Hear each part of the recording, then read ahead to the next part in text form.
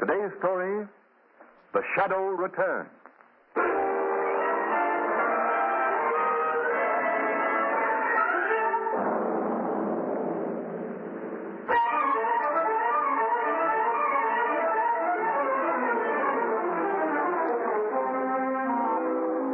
Gentlemen, a situation has arisen that's causing shipping great concern. It's in the hope you shipmasters may be able to offer some solution or explanation that you've been called here. Mr. Kenchner has come from the Washington office to acquaint you with the facts. Gentlemen, Mr. Kenchner. Thank you, Commodore. Gentlemen, during the past few months, we've been getting reports of an alarming series of strange accidents aboard incoming ships. Out of 60 ships that have tied up at this port recently, some 100 crew members have been put in hospitals for infections in arms, legs, and shoulders. Really, gentlemen.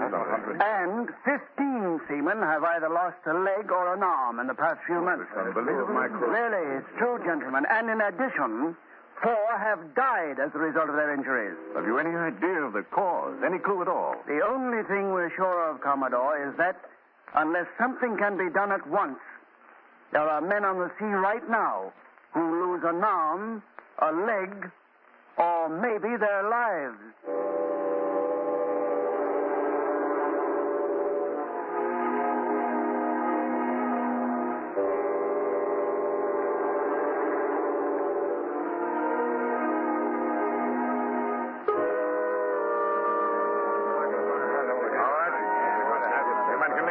And report to your stations. Okay, Doc. Examination's okay for sailing. Payne. Yes, Dr. Bedlow? Stay here. Yes, sir. I'll have to do something about that arm of yours. Victor, Yes, Doctor? if this doctor want to fool with your arm, you not let him. Don't let him. What do you mean? I sailed with him before. Many times. You let him do something, you'll be sorry. You remember what I tell you? What are you waiting for, Johnson? Hey, go now, doctor. Don't forget what I tell you. Gosh, I don't know what to do. All right, Payne. Now we'll take care of you. Where'd you get this vaccination? Well, I got it in Harvard. I went to that doctor you told me about. Oh, yes, I'd forgotten. Well, you've got a bit of an infection. Place your arm on the table. Oh, listen, Doc, I don't want to go home to my mother with my arm all tied up. She'd be scared to death. Now, look here, Payne. I can't force you to slip into treatment. But if you disregard my advice, I'll have your name stricken from the crew roster. Oh, no. You see, this is my first voyage, and, well, I want to make good. Well, it's up to you. What do you want to do? I can't waste all day with you. Well, all right, go ahead. This won't hurt. Steady down. All right. Shoot. Oh, stop. Doc, stop.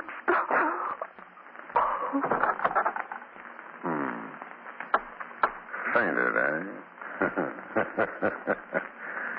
A very effective anesthetic. Now, Victor Payne will perform a real operation.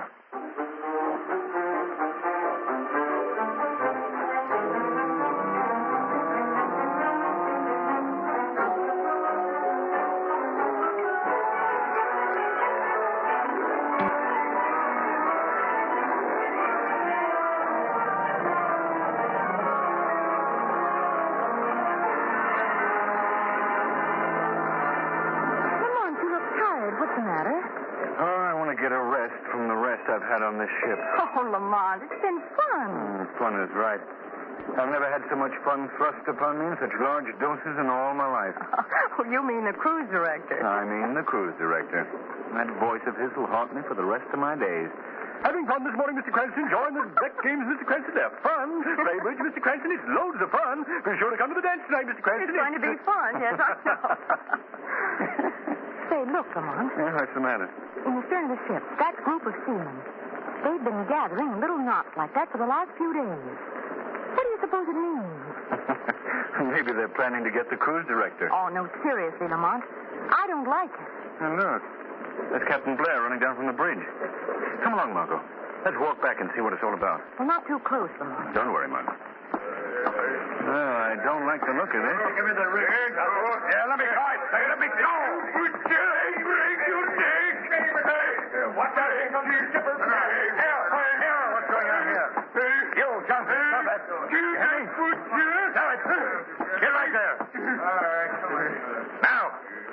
What's the meaning of this? Dr. Vadelaw. Yes, Captain. What happened? Why did this man strike you? I'm sure I don't know. I came out of my cabin and he jumped on me. You go below, skipper. You look at young Payne. Then you know why I hit him. Victor Payne, the cabin boy? What's wrong with him? If we don't get the proper medical attention right soon, skipper, the lad will lose his arm. He's been lying in his bunk screaming with pain for 2 days. And his sawbones won't do anything for him. What does this mean, Doctor? What happened to the cabin boy? He was vaccinated and half infection set in. His arm is swollen a bit. Big? His arms were big like 2 arms. Well, what have you done for the boy, Doctor? All I could. Needs an operation, but we haven't the facilities aboard. We get to port tomorrow. I'll take him to a sanatorium where I can do the job right. It'll be all right to wait? I mean, there's no great danger? No, sir. Very well. Johnson. Yes, sir. This is a serious offense, striking a ship's officer. I can't let it pass. You'll have a hearing later. In the meantime, Matthews. Aye, sir. Put this man in irons. Put him in irons. Put him in irons. All right, Johnson, come on. You can put me in iron now, but I'll get that fellow later. I'll fix him. All right. All right, now the rest of you. Get back to your posts. Go on now. Come on. Johnson and I. Boy, he was right. Margot, let's go below and see this cabin boy. The one they say has such a bad arm. You think there's some truth to what the men say? I don't know, Margot. They may exaggerate, but I've always inclined to the belief that too many men can't be too far wrong.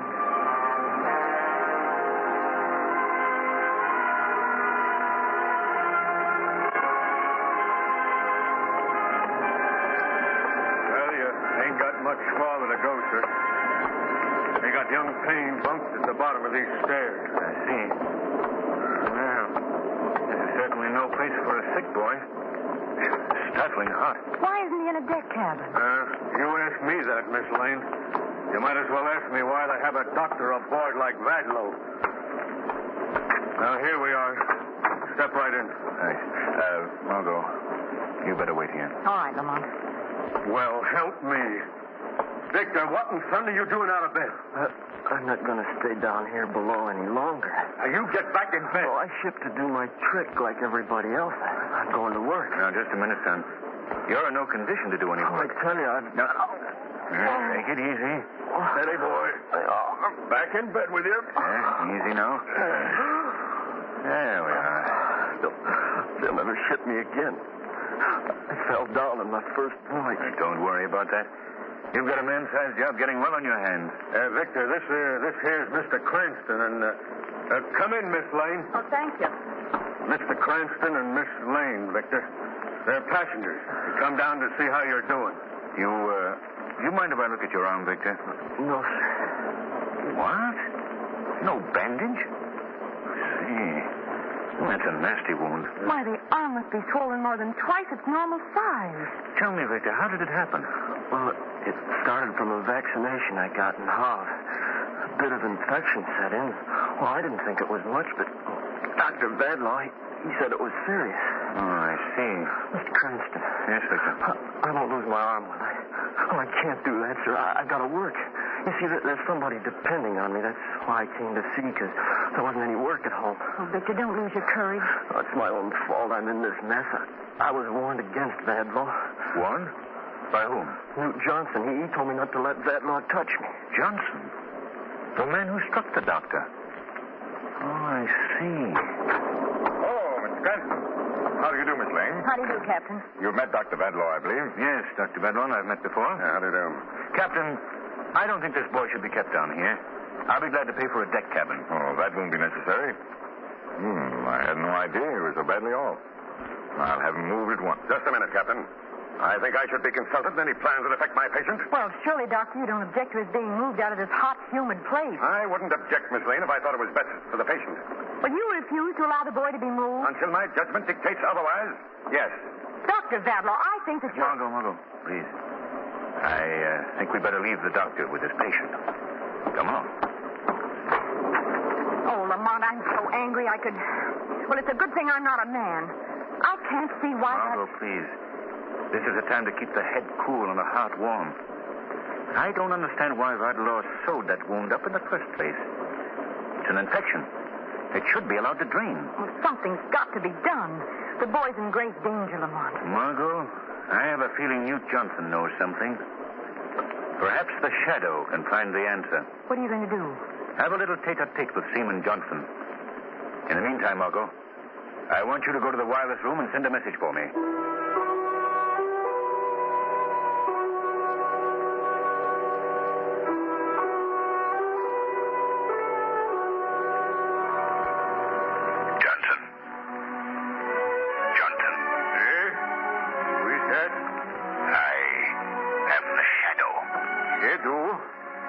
What you mean? I don't see you. I'm standing right here in front of your cell. I see nobody. Somebody play trick on me. You can't see me, Johnson. You can only hear me. Huh? You're a ghost, yeah? I am not a ghost, Johnson. If you're not ghost, why I can see you? Because I have the power to make myself invisible. Yeah? What you want from me? I'm here to help you. To help young Payne, if I can. I want to know why you attacked the doctor. Why you warned Victor Payne against him. 'Cause he is butcher. This is not first time he make people suffer. He trade firemen on Cerebic. Firemen lose leg. He trade Cook on Francis Wiggum. Cook lose arm. That certainly is not a flattering record. You think that bad? He killed my friend Tage Olsen. Killed him? How? Tage have infection in shoulder. This doctor fool with him and he die. You believe me, this young Payne, he die too. Johnson, I want you to leave this matter entirely in my hands. Well, you may be smart fella, Mr. Shadow, but you believe me, you won't be able to do anything. This Victor Payne is going to lose arm, may lose life. Hey, no. You see.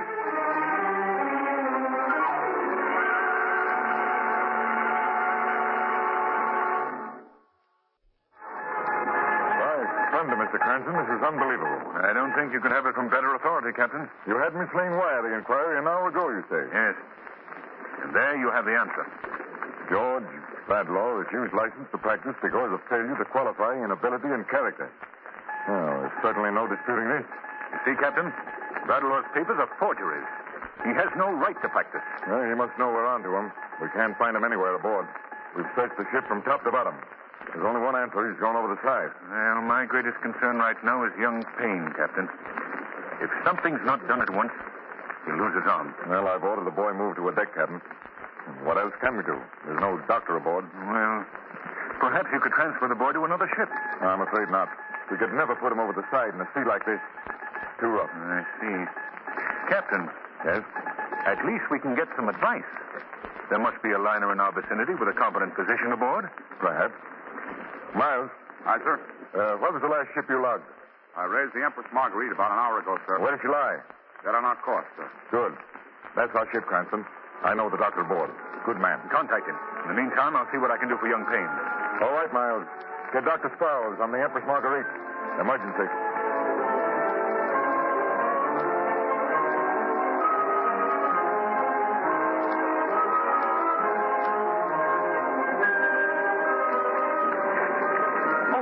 Come in. How's the boy, Margot? Well, he's much more comfortable in this deck cabin. He goes off into a coma every once in a while. The pain must be horrible. Look at the way his face is contorted. What are we going to do, Lamont? Well, the captain's trying to contact the ship to get some advice from a physician. I'm afraid we'll need more than advice. Oh, Captain Blair. Any luck? Yeah, I've got an answer from the Empress Marguerite. Good, let's hear it. Description of boy's arm indicates immediate operation imperative. In absence of licensed physician, suggest job be done by ship's officer or responsible layman. How can that... Wait, Morgan. Will direct operation with complete instructions via short-wave radio. Answer at once. What does he mean he'll direct the operation? We'll have to set up a two-way radio so we can talk with the operator while the boy's on the table. Captain, that boy's life is in your hands. In my hands? You're the ranking officer. You'll have to operate. Oh, no, Cranston. That's out of the question. I don't know the first thing about surgery. Lamont, why don't you do it? What? You've had some medical training. But I've never done anything like that. You've had medical training? Cranston, you must. For the boy's sake. That youngster's life is at stake, Lamont. You can't let him down. Captain. Yes? How long will it take to hook up the shortwave set? Oh, about 15 minutes. All right. Tell the Empress Marguerite we'll operate in 15 minutes.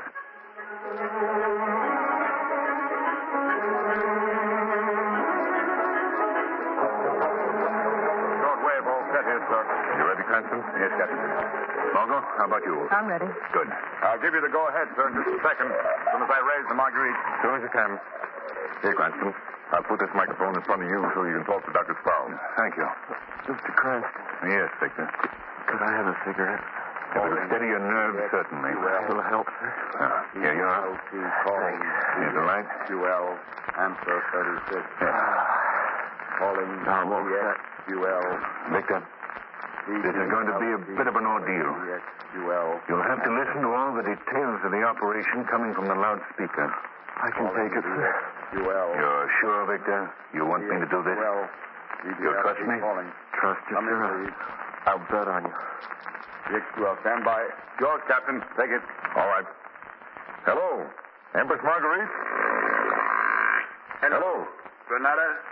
Sproul speaking. This is Captain Blair, Doctor. We're ready on this end. Good. Who's going to operate? One of my passengers. I'll introduce him. Lamont Cranston. Dr. Sproul. How do you do, Doctor? Hello, Mr. Cranston. You've got quite a job on your hands, so let's get on with it. Good luck, Lamont. Thanks, Margot. First, let me take a quick check on your setup. You've got a good, sharp scalpel, I suppose. Yes, Doctor? Plenty of towels. Few dozen. Any way of sterilizing them? Baking them with hot irons. Good. Gauze. Yes? Roll it into small strips about the size of cigarettes. Margot, will you take care of that, please? Yes, Lamont. You need those to drain the wound. Now, the disinfectant, Iodine. anesthetic. I'm using a local, Doctor. I know how to administer that. I've done it before. Just one thing more. Yes, Doctor? Will you confirm all my instructions as I give them so there'll be no chance of misunderstanding? Yes, Doctor. All right. Now, then you say you know how to administer the anesthetic? Yes, Doctor? Hypo's all ready. All right. First, the alcohol.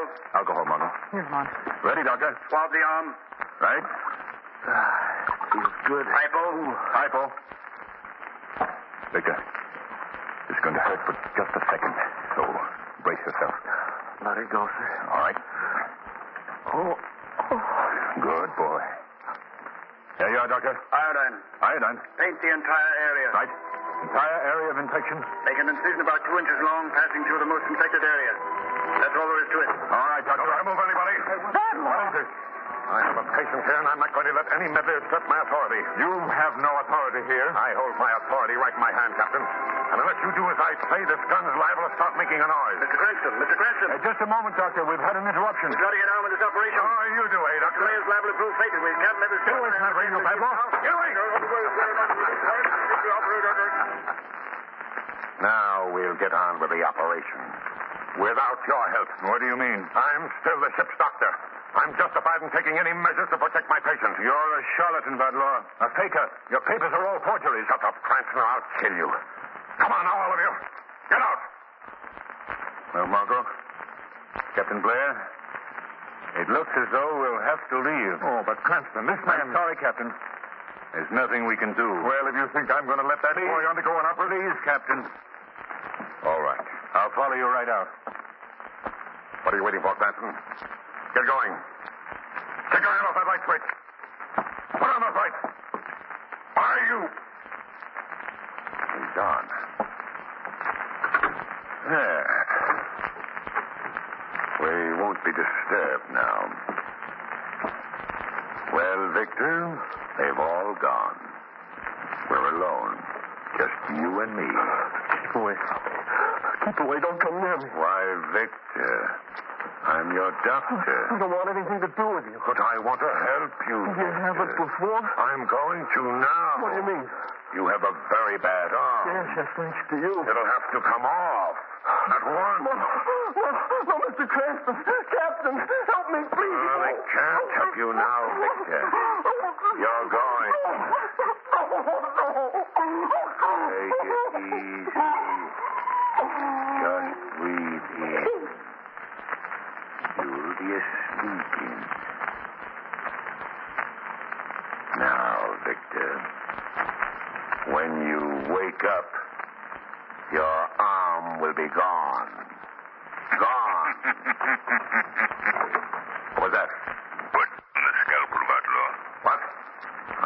radio. I thought I broke it. No use, Badlaw. This is a voice you can't shut out. Who are you? I am the Shadow. The Shadow? Oh, yes, I've heard of you. Get away from that table. I'm going to finish the operation on the boy's arm. You a shadow operator? Oh, no, you don't. Not while I can do anything about it. Put down that scalpel, I say. After the arm's cut off. In that case... You're some sort of a devil. Stay where you are. Keep away from this table. I've no time to bother with you. I can't see you, but I can see you lift those instruments. Put them down. Small incision. Don't touch. Stop, I say. Passing through. Stop, I'll shoot. Most You think I can't hit you because I can't see you? Well, I'll show you. Still operating, eh? I plugged you, Shadow. Still begging for it, eh? Well, that should finish you. What's that? Bring the quack up. The crew. Yes, Outlaw, the crew. They're coming for you. They'll never get me. You've used up 4 of your bullets. Only one left, but this time I won't miss. The last one might blow up. Well, Shadow, here's for the last bullet. Break the door down, men. Easy now, men. Easy. Right there. You're hurt, Lamont. You're bleeding. Never mind about me. I've got to finish with Victor. What happened to Badlaw? Shot himself. Here, Margot, hold the boy's arm while I finish. All right, men. Thank you, folks. Badlaw's dead. Margot. Captain. Yes? Look. Under this muscle. Lamont. What is it, Cranston? It's a pure blood ruby. Embedded in the boy's arm. Yes. There's the reason for Victor Payne's infected arm. The explanation for Vadlaw's strange conduct. Let me have that scalpel, Margot. Here you are, Lamont. Yeah, we'll have to get it out. Lamont, how did it get in Victor's arm? It was placed there by Vadlaw. Why would he do a thing like that?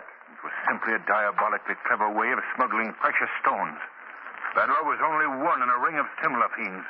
By thunder. I never heard of the like. That's why Vadlaw didn't want to operate until he reached port. Exactly. He wanted to get the jewel past the customs officials. There. It's out. And this is the end of the ring's mutilating and murdering enterprise. We'll sweep the sea clean of the whole filthy tribe. Cranston, that shoulder of yours. We've got to take care of it. We've got to take care of this boy first. Gauze, Margot. Gauze, Lamont. Ready with the cotton. Here, Captain. Hold the arm while I spray the wound. All right. Now, Margot. Cotton. Pack the wound with gauze. Riot. Wipe the perspiration from my face, Margot. Lamont! Cranston.